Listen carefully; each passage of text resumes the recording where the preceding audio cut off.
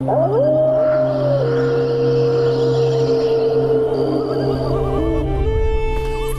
का घना अंधेरा था। चारों ओर सन्नाटा पसरा हुआ था। एक आदमी शहर से गांव वापस लौट रहा था। उसकी माँ ने उसे बार बार मना किया था कि रात के समय गांव के रास्तों पर न चले, लेकिन उसने ध्यान नहीं दिया। पर अब बीच रास्ते में उसे कुछ अजीब महसूस हो रहा था।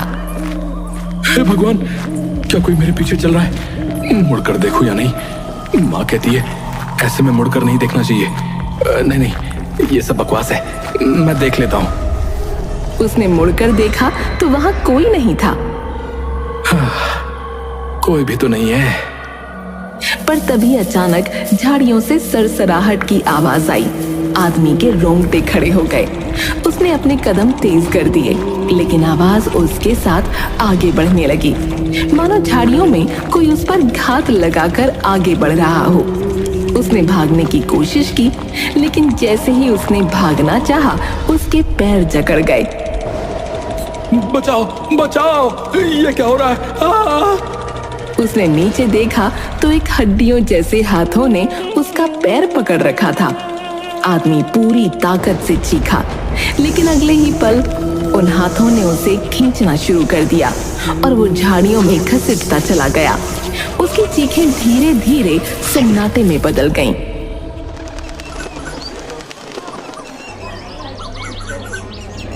अरे तुमने सुना? रात को फिर एक आदमी गायब हो गया भैया। हाँ मैंने सुना, वही आदमखोर बुढ़िया उसे खींच कर ले गई है। कहाँ से आई है ये बुढ़िया है? ये तो बहुत खतरनाक हो गई है भैया। लगता है हम सब मरने वाले हैं।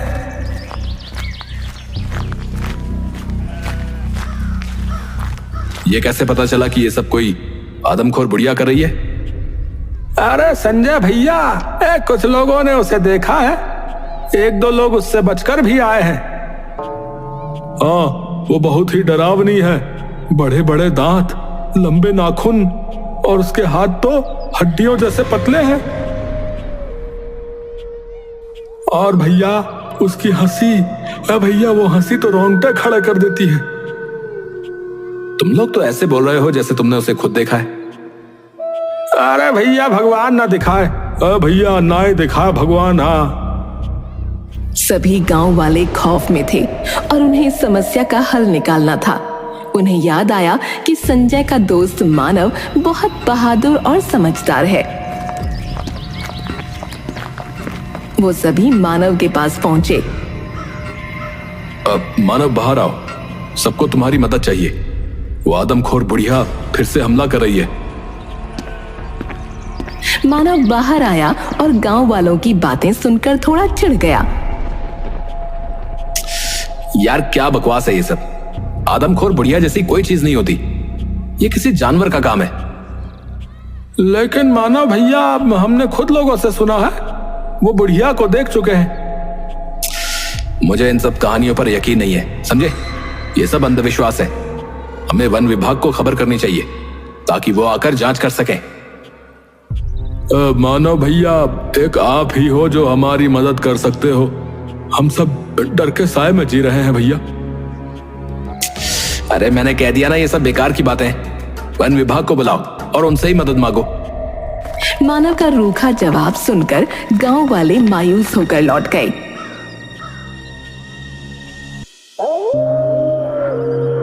उसी रात शंकर नाम का एक आदमी जो थोड़ा मंद बुद्धि था, अपने घर से बाहर निकला और जंगल की तरफ जाने लगा। जंगल का रास्ता अंधेरे और सन्नाटे में डूबा था। अचानक उसे महसूस हुआ कि कोई उसका पीछा कर रहा है। उसने मुड़कर देखा, लेकिन वहां कोई नहीं था। कौन है वहां? कौन है? अचानक कहाँ गायब हो गए? अच्छा, छुपन छुपाई खेल रहे हो क्या? मैं भी खेलूंगा, मैं भी खेलूंगा। जवाब में सिर्फ सन्नाटा था। शंकर फिर से बोला, देखो, तुम अगर जवाब नहीं दोगे ना तो मैं नहीं खेलूंगा। शंकर वहां से चल दिया। पर तभी उसे पेड़ों के बीच से किसी की परछाई दिखाई दी। रुक गया और ध्यान से देखने लगा। परछाई धीरे धीरे उसकी ओर बढ़ने लगी। ये मैंने तुम्हें ढूंढ लिया, मैंने तुम्हें ढूंढ लिया, चलो बाला, चलो चलो। परछाई और करीब आई और एक भयानक हंसी गूंज उठी।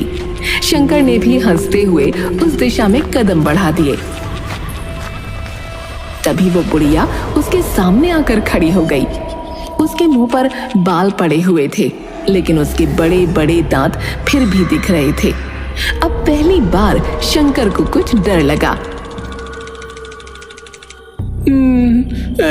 तुम बहुत गंदी हो, मुझे अच्छा नहीं लग रहा है, मैं जा रहा हूँ। उसकी भयानक आंखें शंकर को घूरने लगीं।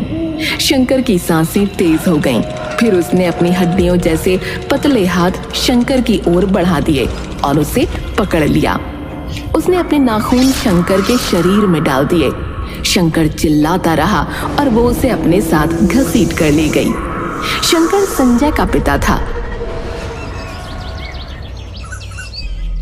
अगली सुबह जब संजय को अपने पिता घर में न दिखे तो वो उन्हें ढूंढने निकला।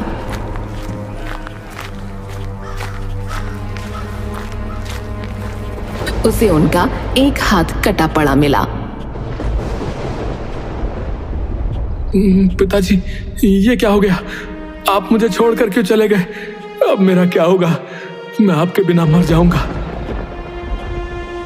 उसने फौरन जाकर इस बारे में गांव वालों को बताया।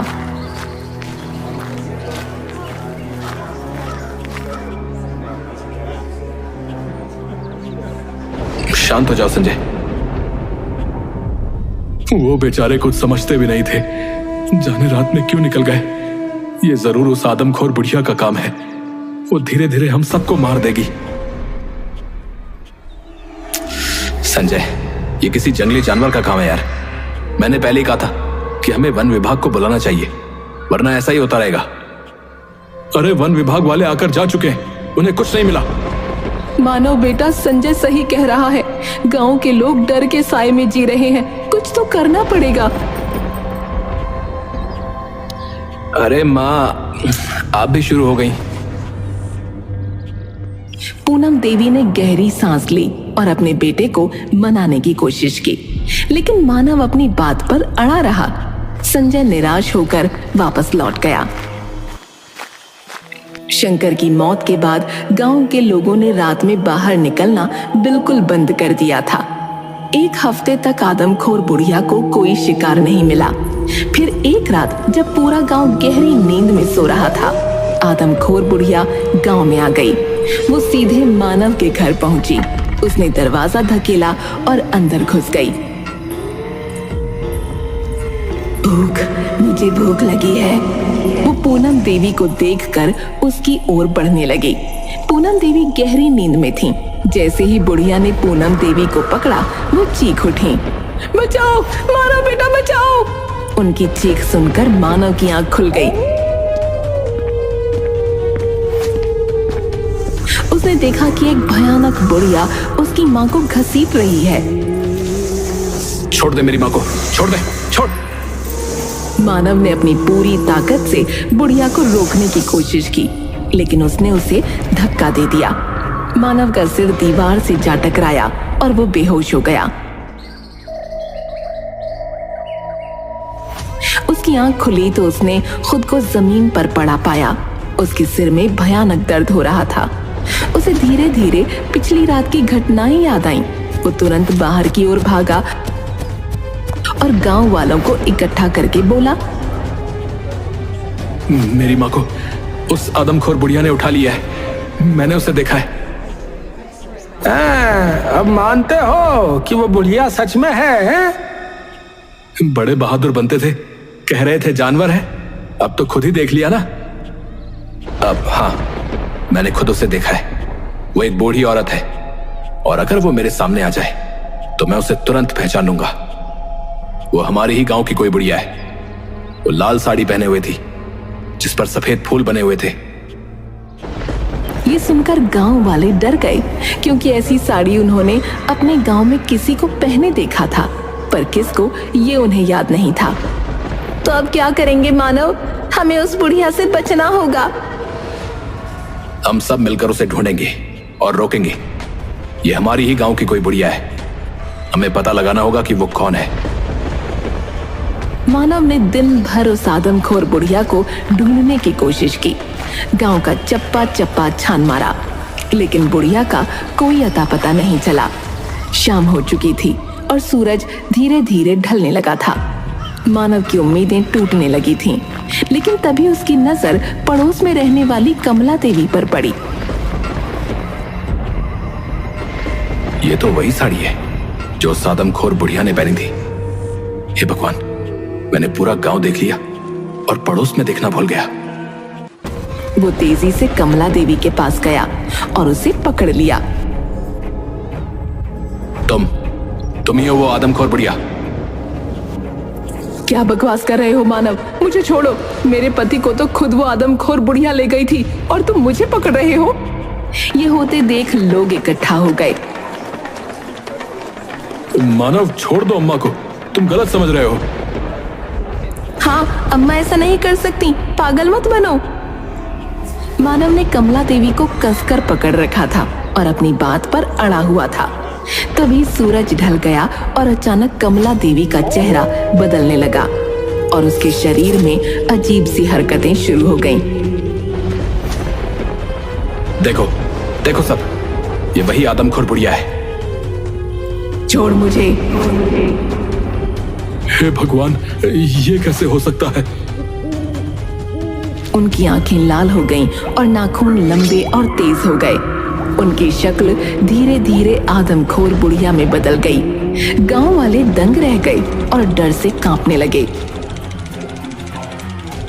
जल्दी से इसको बांध दो, वरना ये हम लोगों पर हमला कर देगी। मैं रस्सी लाता हूं। संजय रस्सी लाया और उन लोगों ने बड़ी मुश्किल से उस आदमखोर बुढ़िया को बांध दिया, लेकिन बहुत पूछने के बाद भी उन्हें कोई जवाब न मिला। मानव, मुझे लगता है ये अम्मा ये अपनी मर्जी से नहीं कर रही हैं। ये कोई तंत्र विद्या या काले जादू का असर है। मुझे भी यही लग रहा है। मेरे पास एक आइडिया है। ये रात मेरी माँ को घसीट कर ले गई थी ना, तो हम लोग उनके निशान के रास्ते पर जाते हैं। आखिर पता तो चले कि ये लोगों को ले कहां जाती है।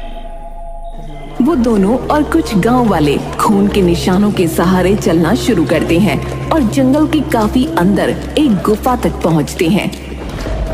चलो इस गुफा के अंदर चलते हैं। अब मुझे डर लग रहा है यार। अरे डर किस बात का? आदमखोर बुढ़िया तो गांव में बंधी हुई है। वो लोग अंदर जाते हैं तो देखते हैं कि वहाँ एक तांत्रिक बैठा हुआ है, जिसके आसपास नरकंकाल रखे हुए हैं। ये तो अम्मा के पति हैं। ये जिंदा है? हाँ, मैं जिंदा हूं। पर ये चल क्या रहा है? क्या आपने अपनी पत्नी को आदमखोर बनाया है? हाँ, मैं एक काला जादू करने वाला तांत्रिक हूं। मैं इस पूरे गांव को अपने वश में करना चाहता था, जिसके लिए मुझे एक नर बलि देनी थी। लेकिन मेरी पत्नी ने मुझे ऐसा करने से मना कर दिया और धमकी दी कि वो सबको बता देगी। इसलिए मैं वहां से चला आया और काला जादू करके उसे आदमखोर बना दिया। ऐसे में अब वो खुद इस पूरे गांव को साफ कर देगी। आदमखोर वो नहीं, तुम हो। पकड़ लो इसे। पास आए तो मैं तुम लोगों पर भी जादू कर दूंगा। आकर दे, हम देख लेंगे। सबने तांत्रिक को पकड़ लिया और उसे गांव लेकर आए।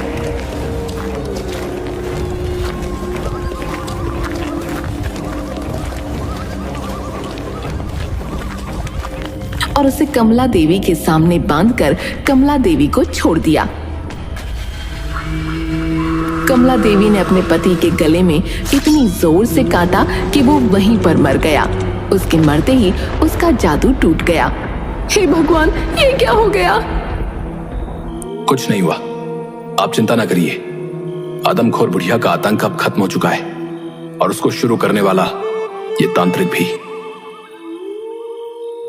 सब खुश थे कि ये आतंक खत्म हो गया, लेकिन साथ ही सब दुखी भी थे क्योंकि उन सब ने किसी न किसी अपने को खोया था।